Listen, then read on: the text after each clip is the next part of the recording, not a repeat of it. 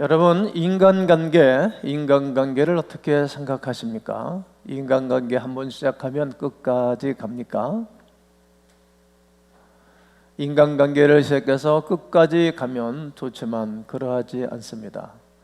부부가 살다가 죽음이 갈라놓기도 하고 또 이런저런 일들 때문에 또 헤어지기도 하고 그래서 힘들고 어려워합니다. 오해 때문에 인간관계가 멀어지기도 하지요.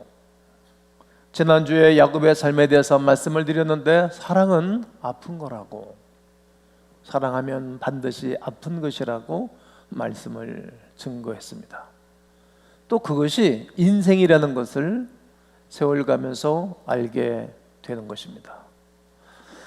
전에 말씀을 드렸습니다만 소개 한번 한 적이 있는데 미국 오레곤주의 뉴호프 커뮤니티 처치의 데일 갤러웨이 목사에 대해서 이분이 쓴 책을 소개한 적이 있습니다. 이분은 구순하게 인생을 살고 평범하게 살아가면서 목사인 이분인데 어느 날 아내가 전화가 온 것입니다. 공항이라고 나오라고, 얼렁채비라고 나갔는데 오늘서부터 당신하고 나는 함께 살 수가 없노라고, 그러고 빠이하고 가버린 것입니다. 얼마나 어렵고 힘들겠습니까? 또 본인의 신분이 목사인데 참 부끄럽기도 하고 자기 자존감도 완전히 와르르 무너지는 그러한 형태일 것입니다. 그때 그 충격을 받고 그 어려움을 이겨내면서 쓴 책이 있습니다. 당신의 삶을 재건하라. 기회가 있으면 한번 번역물을 사서 읽어보시면 좋겠다 생각합니다. 그는 그 책에서 분노와 아내에 대한 그리움, 쓰라림 이런 감정을 토로하면서 마음이 다친 이들에게 위로와 격려를 주면서 많은 분들을 치료하는 그러한 목사로 살아갑니다. 이때 갤러웨이 목사가 붙잡은 말씀은 시편 37편 5절입니다. 네 길을 여호와께 맡겨라. 너 가는 길을 여호와께 맡겨라.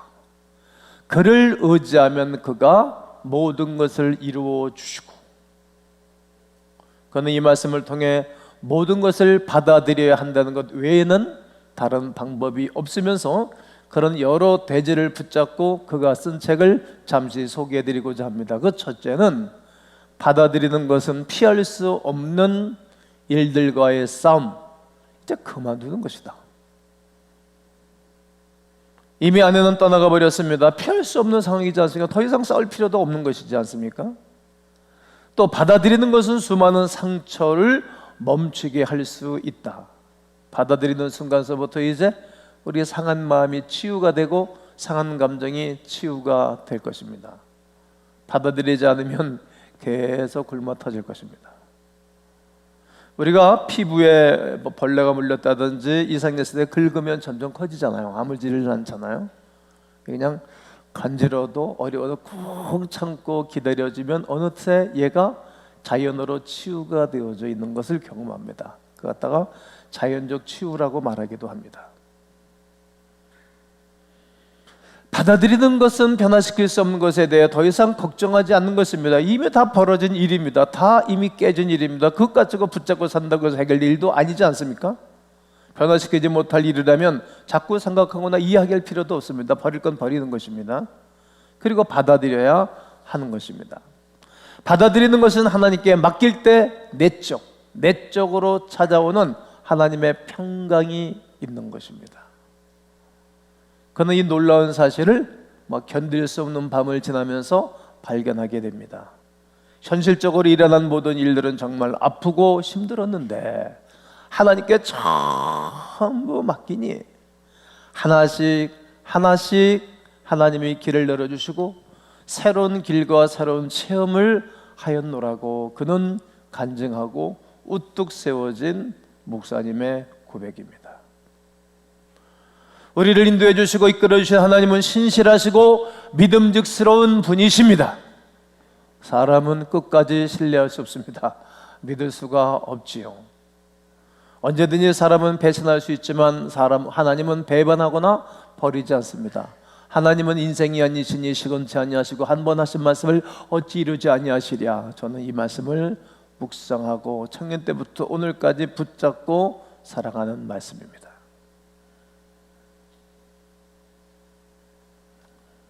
주 안에서만 참된 평안이 있습니다. 우리가 이 땅을 살아가는 동안 아픔 없이 살아가는 방법은 없을까? 생각해 보신 적이 있으시지 않겠습니까? 있을까요? 없을까요? 있습니다. 방법이 다 있습니다. 그것은 전적으로 하나님을 의지하고 살아가는 것입니다. 지난주에 야곱과 라헬, 레아 이 가문 설교를 했습니다. 이게 하나님만 전폭적으로 의지하고 사랑하지 않았던 야곱, 라헬을 사랑하잖아요. 사람을요. 그래서 아픈 거예요. 왜? 사람이 우상이 되어지는 것입니다. 아니, 자기가 오늘까지 그 라반 집에 가서 살고 버티고 살아가는 것이 다 하나님의 인도하심과 하나님의 주권적인 역사 안에 있었는데 이제는 딱 바뀌는 거예요.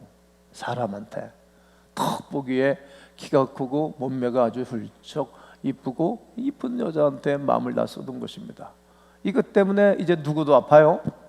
야곱도 아프고 그의 아내 라헬도 아픈 것입니다. 처음 화내는 장면이 그 장면이잖아요. 나로 하여금 아이를 낳게 해라. 그래서 내가 죽겠다. 그러니까 내가 하나님을 대신하랴? 그러면서 처음 부부싸움이 그때 터진 거예요. 내가 요구하는 것이 안 이루어졌을 때 터지는 것이 싸움인 것입니다. 그리고 집안이 힘들어져요. 그때서부터 점차 야곱의 마음이 이제 라헬에게서 좀 멀어지고 그 마음이 누구에게로 갑니까? 레아에게로 쭉 가는 거예요.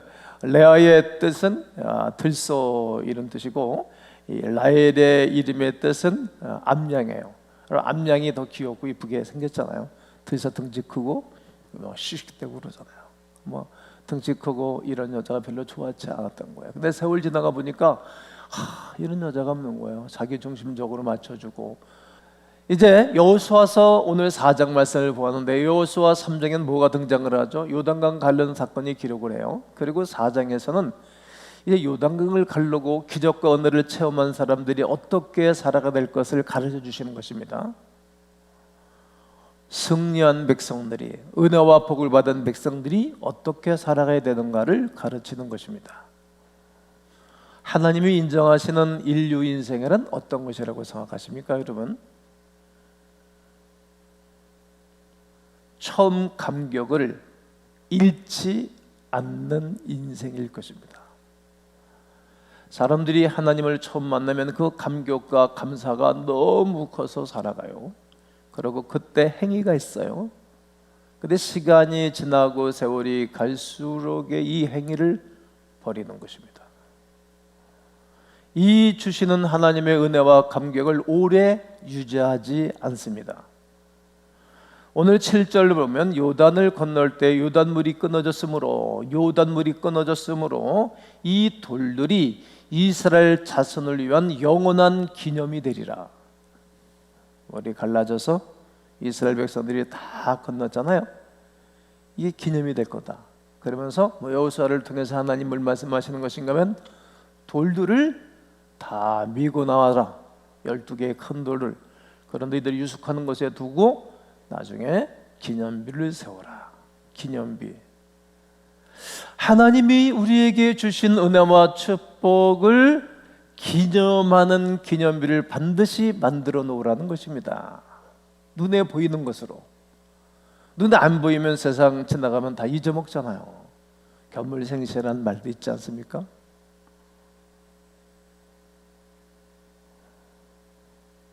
기억을 늘 새롭게 하고 그리고 행동을 하나님 앞에서 멋지게 하고 살아가라. 무슨 일이든지 처음과 같은 자세를 가질 수 있다면 그 사람은 반드시 인류 인생일 것입니다. 삼류 인생은 어떻습니까? 나중에 다 변하는 것입니다. 맨 처음에 불덩어리로 시작했던 사람이 숯덩어리로 확 바꿔버립니다. 썰렁한 거예요. 은혜가 있던 사람이 은혜가 없는 거예요. 막 공격적이고 사람을 피곤하게 하는 거예요. 처음에는 겸손하다가 나중에는 점점 교만해지는 거예요. 그 사람 옆에 있고 싶지가 않은 거예요. 너그러운 마음이 없어요. 큰 마음이 없어요. 감사하다가 나중에는 원망 불평을 해요. 그래서 뱀이 나와서 이스라엘 백성들을 다 물게 하고 죽게 한 것 아니겠습니까? 네, 그만 너무 은혜가 커서 감사하다가 나중에는 내 생각에 안 맞으면, 내 심사에 거슬려면 이제 불평하는 거예요. 아닌데 하나님 앞에 서야 되는데 말이죠. 또 성령으로 시작했다가 육체로 마치는 것입니다. 갈라디아서 3장 3절에 보면 너희가 어떻게 성령으로 시작했다가 육체로 마치려 하느냐. 여러분, 우리가 은혜를 받고 성령의 사람으로 살다가 어떻게 육적인 사람처럼 살아갑니까? 그래서 바울이 막 견딜 수 없어서 이신득의의 구원의 역사를 집필하면서 이 편지를 보내는 것입니다. 처음에는 신실한 사람이었다가 나중에는 유익의 조건에 따라서 움직이게 되어집니다. 그러니까 막 기틀이 없는 거죠. 스탠스가 다 망가진 것입니다. 오늘 성경 본문에 길갈의 기념일을 세운다는 의미는 요단강을 건널 때 그 감격을 있었던 것처럼 날마다 잊지 않고 처음과 같은 모습으로 살라는 말씀입니다. 한번 아멘 해보세요. 처음과 같이 행동하고, 처음과 같이 하나님을 섬기고, 처음과 같이 헌신하고, 처음과 같이 상대방을 인정하고 존경하며 살자.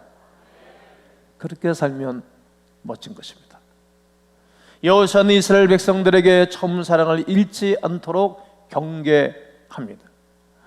요한계시록 2장 4절에 너에게 책망할 것이 딱 하나 있다. 그것은 너희가 처음 사랑을 버렸다. 이렇게 예배소 교우들에게 이 편지를 써보내는 것입니다. 다 좋다. 한 가지, 넌 처음 그 사랑을 버렸구나. 처음 사랑을 유지하고 잃지 않도록 기념비를 만들어 놓으면 좋다고 말씀하는 것입니다. 바울에게 있어서 처음 다메섹 교회에서 그가 주님을 만난 일, 부활의 주님을 만난 일은 그에게 잊을 수 없는 일입니다. 그래서 그런지 그가 바울 서신을 기록하는 성경에 무려 6번이나 똑같은 이야기를 소개합니다. 그러니까 성경에 이렇게 기록해 놨으니까 이렇게 사람들과 함께 말씀 사역을 할 때는 수없이 많이 한 거예요. 제가 제 간증을 계속 갖고 가다 많이 하잖아요. 이처럼 계속 했던 것입니다. 그도 사람인지라 흔들릴 때가 있지 않았겠습니까? 힘들고 지칠 때가 있지 않습니까? 그럴 때마다 그는 그 일을 되새겼습니다. 한 번은 너무 의기에서 주먹을 힘들 때 주님이 찾아가셔서 바울아 왜 두려워하느냐, 이 성에 내 백성이 많다. 그러니까 자기 혼자 있는 줄 아는 거예요. 내 백성이 많다. 두려워하지 말고 또 잠잠하지 말고 말씀을 전해라. 그리고 다시 힘을 얻고 그가 주의를 하지 않습니까? 사람은 누구든지 흔들리고 어려울 수 있습니다. 요즘 모든 교우들이 얼마나 힘들고 어려운지 모릅니다. 많은 식구들이 말이죠. 그럴 때 이겨낼 수 있는 것은 나를 불러주신 하나님이 너무 크고 너무 감사해서 사는 것입니다. 김동기, 본인을 불러주신 하나님이 너무 크고 놀라웠어. 그동안 베풀어준 사랑이 커서 감격해 살면 이겨냅니다. 한번 여러분에게 질문하고 싶습니다. 누가 인류 인생입니까? 어떤 사람이 인류 인생이라고 생각하십니까? 처음 은혜를 잊지 않고 살아가는 사람입니다. 이렇게 한번 따라해 주시면 좋겠습니다. 주여, 감격 속에 살게 하옵소서. 스펄전 목사님은 영국의 아주 큰 목사님 중에 한 분이신데, 그분은 늘 십자가를 묵상할 때마다 눈물을 흘리곤 했답니다. 본인에게 감격이 없을 때도 울고, 내가 이렇게 영혼이 망가졌나. 또 감격이 돼도 울고, 힘들어하는 교인들을 바라보고 울고, 내가 하나님 앞에 부끄러운 일이 있어서 교인들이 이렇게 어려운가 그러고 울고, 또 교인들이 잘 돼도 울고, 교우들이 온전한 삶을 살아가지 않는 이들 바라보면 내가 잘못 가르쳤구나 그래서 울고, 온전한 삶을 살아가는 이들을 바라보면 또 감사해서 울고 늘 울었다는 겁니다. 그렇습니다. 처음 사랑을 계속 간직하고 지켜내는 것이 중요합니다. 십자가의 감격을 가지고 우리는 주의 일을 했으면 좋겠습니다. 감격이 없으면 죽은 것입니다. 우리가 모든 사역을 할 때 사랑과 감격을 잃으면 생명력이 없습니다. 죽은 것입니다. 기념비를 바라보며 처음 사랑을 회복할 줄 알아야 인류 인생일 것입니다. 은혜에 감격하면 무슨 일이든지 잘 감당할 수 있습니다. 그리고 중요하고 가치 있는 것을 기념하는 인생입니다.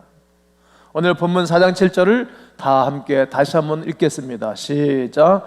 그들에게 이르기를 요단물이 여호와의 언약궤 앞에서 끊어졌나니 곧 언약궤가 요단을 건널 때 요단물이 끊어졌으므로 이 돌들이 이스라엘 자손에게 영원히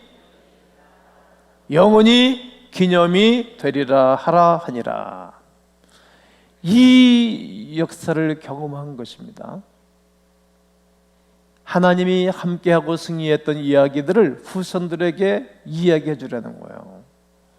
여러분, 자녀들에게 좋은 이야기거리를 마련해야 되잖아요.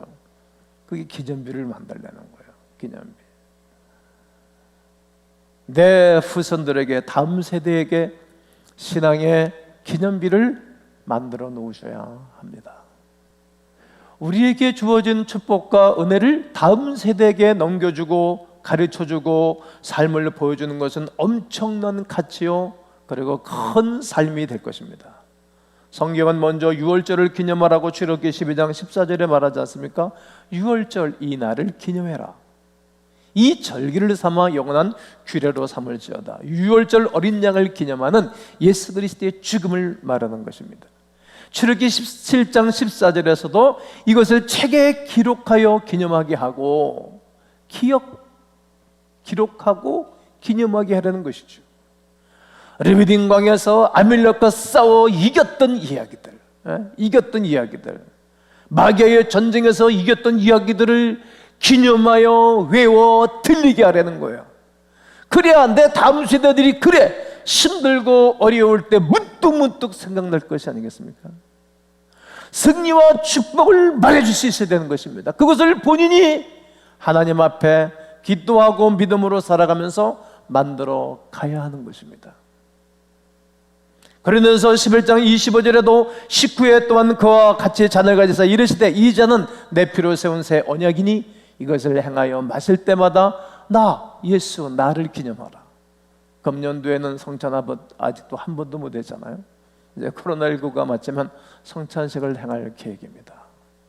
주님의 십자가를 기념하는 것입니다.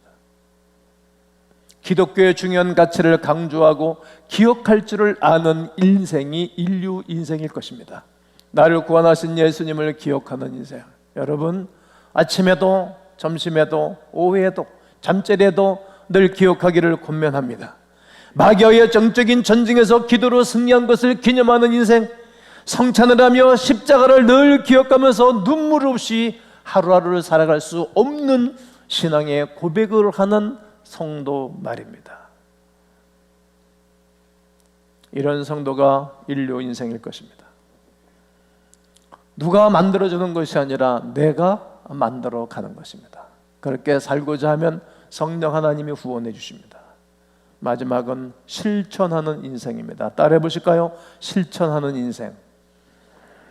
오늘 본문 7절에 이스라엘 자손에게 영원한 기념이 될 것이다. 이들이 요단강에 언약궤를 메고 들어가는 거예요. 대제사장이 앞에 서서 언약궤를 메고 루프로 12지파 사람들과 함께 하고, 그리고 요단강에 물을 팔을 딛고 들어가는 거예요. 여러분 얼마나 무섭겠어요.